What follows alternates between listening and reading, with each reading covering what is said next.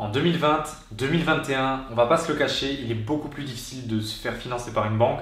Les conditions d'accès au crédit sont plus strictes et il est notamment plus difficile d'obtenir des financements à 110%. Dans cette vidéo, j'aimerais vous donner 3 techniques pour continuer d'obtenir des financements à 110%. On est parti.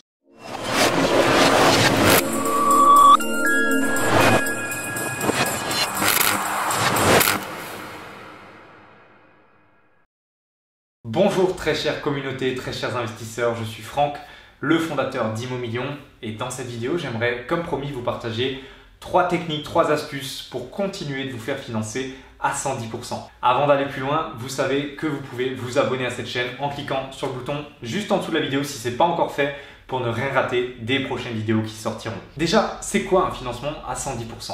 Ce qu'on appelle réellement un financement à 110%, c'est le fait de se faire financer le montant du bien plus le montant des frais de notaire, frais de garantie et les frais de dossier.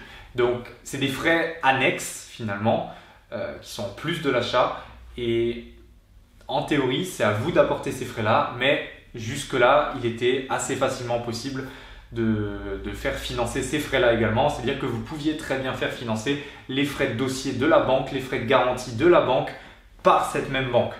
Donc, voilà.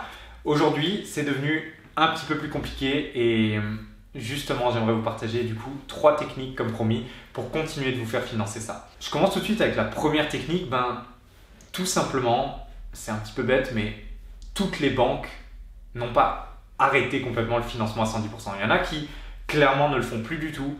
Il y a encore certaines banques qui continuent de le faire. Donc la première technique, c'est tout simplement d'aller voir ces banques-là. Si réellement c'est important pour vous de vous faire financer à 110%, que vous ne voulez pas mettre un centime de votre poche, continuez à aller voir ces banques-là. Ces banques-là, c'est des banques notamment, alors encore une fois, ça va dépendre des régions, donc ce que je dis, c'est pas forcément vrai dans toutes les régions, mais ça va être des banques mutualistes comme par exemple le Crédit Mutuel ou le CIC. Ça va être éventuellement des banques comme la Caisse d'épargne, peut-être la Banque Populaire, des choses comme ça. Donc, certaines banques le font encore, d'autres banques ne le font plus du tout. Ils demandent systématiquement l'apport des frais de notaire, l'apport des frais de dossier, des frais de garantie, sans parler forcément des travaux, etc. Les travaux, ils peuvent vous demander également un petit apport dessus ou pas, ça dépend. Mais donc voilà, tout ça pour dire qu'il y a encore des banques qui le font, donc pourquoi se priver et ne pas aller voir ces banques-là? La deuxième technique, et je pense que c'est celle qui va intéresser pas mal de monde, c'est le fait de faire ce qu'on appelle un acte en main. Un acte en main, c'est quoi? C'est-à-dire que vous faites un achat acte en main, une vente acte en main. C'est le fait que ce soit le vendeur finalement qui paye les frais de notaire. Vous savez que normalement, c'est l'acheteur qui paye les frais de notaire. Vous achetez 100 000 euros. Dans l'ancien, vous avez à peu près 7-8% de frais de notaire. Du coup, vous payez à peu près 107, enfin vous payez 100 000 au vendeur et ensuite vous payez 7 à 8 000 euros pour ce qu'on appelle les frais de mutation, plus communément appelés frais de notaire. Ce qui est possible de faire, c'est de faire un acte en main. C'est-à-dire qu'on va dire, ok, monsieur le vendeur, au lieu de te payer 100 000 euros, ce que je vais faire, c'est que je vais te payer 107 000, 108 000. Et au lieu que ce soit moi qui paye les frais de notaire, ça va être toi qui vas payer les frais de notaire. C'est ce qu'on appelle un acte en main. Et donc finalement, vous n'avez pas de frais de notaire à votre charge, mais vous avez uniquement les frais d'acquisition à votre charge. Et donc quand vous allez aller voir votre banquier, vous allez pouvoir lui montrer, monsieur le banquier, regardez, il n'y a pas de frais de notaire, c'est un acte en main. Ce que vous me financez finalement, vous pouvez me financer uniquement le prix du bien, puisque le prix du bien c'est 107 000 euros. Et donc les frais de notaire sont inclus là-dedans, ça vous n'avez pas besoin de lui dire, il le comprend très bien. Mais c'est une façon de contourner un petit peu le système et de continuer à vous faire financer les frais de mutation. Après, il peut rester éventuellement des frais de dossier, des frais de garantie, mais c'est des montants beaucoup moins importants que les frais de notaire. Troisième technique, et celle-ci, je vous demanderai de l'utiliser vraiment avec prudence, ça ne marche pas à tous les coups, c'est le fait de mettre un apport sur la partie travaux plutôt que sur la partie notaire ou acquisition. Je m'explique. Normalement, en théorie, quand vous mettez un apport, la définition d'un apport dans un crédit, c'est-à-dire que vous faites un crédit de 100 000 euros plus 10 000 euros d'apport, la définition c'est que au moment de faire le crédit, vous donnez 10 000 euros à la banque et ensuite elle vous prête 100 000 derrière. Certaines banques, dans certaines conditions, et c'est négociable également, peuvent vous débloquer les 100 000 euros et vous viendriez ensuite mettre les 10 000 euros ensuite. C'est-à-dire qu'on va vous débloquer les 100 000 euros et ensuite, au cours des travaux, etc., les 10 000 derniers euros restants, c'est vous qui allez les payer. Mais dans ce cas de figure, qu'est-ce qui se passe si vous avez légèrement gonflé le budget travaux, comme on sait bien le faire, vous avez même déjà inclus vos meubles peut-être dedans et tout ça, et finalement, au lieu de vous en sortir avec 110 000 euros d'investissement, officiellement annoncé à la banque, vous vous en sortez avec 100 000 euros. Et bien, vous aurez eu la possibilité de faire financer l'entièreté par la banque, et les 10 000 euros que vous aurez dû mettre à la fin, finalement, vous n'aurez pas à les mettre. Ou alors peut-être que vous arrivez à vous en sortir pour, je ne sais pas, 103 000, 104 000 euros, et vous aurez toujours économisé 6 ou 7 000 euros. Vous aurez uniquement mis les 3-4 000 euros de votre poche. Donc, attention, méthode quand même, je mets vraiment attention sur cette méthode. Ça ne marche pas à tous les coups, ok. Certaines banques exigent, et c'est la définition d'un apport à la base, certaines banques exigent de mettre l'apport dès le début.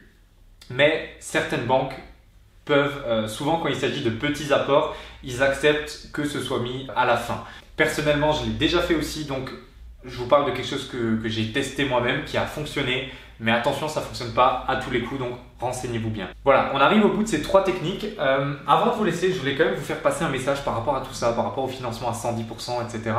J'ai voulu faire cette vidéo parce que j'ai eu pas mal de questions sur ce sujet, sur le fait que voilà, comment on se fait financer à 110%, parce que c'est devenu de plus en plus compliqué, etc.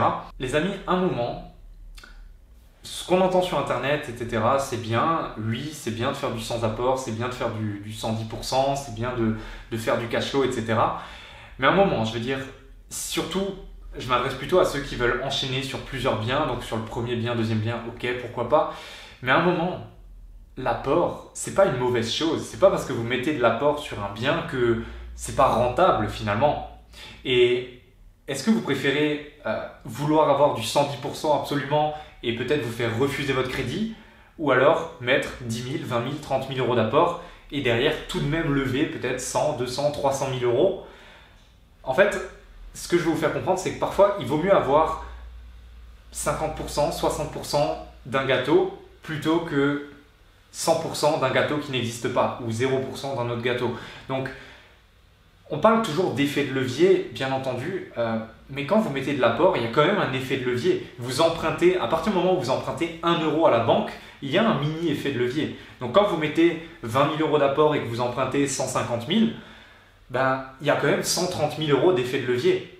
Donc, est-ce que vous préférez mettre ces 20 000 euros et utiliser cet effet de levier de 130 000, ou vous préférez être borné, dire non, moi je ne veux pas mettre d'apport, etc. Et du coup, vous ne lèverez pas vos 150 000 euros.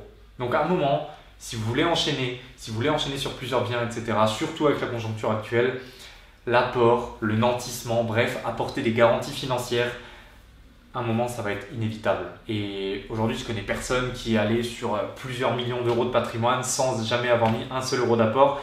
Alors, bien entendu, je vois venir en commentaire ou quelque chose, oui, moi je l'ai fait ou quelque chose. Ok, mais en règle générale, vous avancerez beaucoup plus sereinement, vous avancerez beaucoup plus facilement en mettant parfois un petit peu d'apport. Et parfois, il vaut mieux accepter d'avoir des conditions un petit peu moins bonnes dans une certaine banque plutôt que d'aller gratter les meilleures conditions dans les banques à droite, à gauche, et de ne pas avoir finalement de partenaire à long terme. Je préfère avoir une banque qui me suit dans mes projets, qui, voilà, je sais qu'elle va me suivre sur les 4, 5, 6, 7, 10, 15 prochains projets, plutôt qu'une banque qui, voilà, me finance bien sur un one-shot, mais ensuite, je vais avoir du mal à me faire refinancer par elle. Donc voilà un peu le message que je voulais faire passer. Le 110% c'est bien, mais parfois, la conjoncture fait que, tout simplement, mettre de l'apport, c'est pas mauvais. Voilà. N'hésitez pas à mettre un petit pouce bleu si vous êtes d'accord avec ça, si vous avez apprécié ces 3 techniques. N'hésitez pas à réagir en commentaire. Et si vous voulez d'autres techniques de ce type-là, des petites astuces, des petites techniques, des choses qui vont permettre d'avancer concrètement, je vous propose de rejoindre mon groupe Facebook, The Immo Million Community sur Facebook. Vous avez le lien en bas en description. C'est un groupe où je fais régulièrement des lives, où je fais régulièrement des posts avec des études de cas, des personnes qu'on a accompagnées, je partage des biens que moi-même j'ai fait avec des photos avant, après travaux, etc. Voilà, beaucoup de contenu très intéressant, très exclusif également, que vous ne voyez pas forcément sur YouTube. Donc si vous êtes sur YouTube et que vous ne me suivez pas encore sur Facebook, allez rejoindre ce groupe-là, Investissement Immobilier, The Immo Million Community. Vous avez le lien juste en dessous de la description. Ça vous prend 2 minutes de rejoindre ce groupe et franchement, vous n'allez pas le regretter. Moi, je vous retrouve dans une autre vidéo. Je vous dis à bientôt. Prenez soin de vous. Ciao.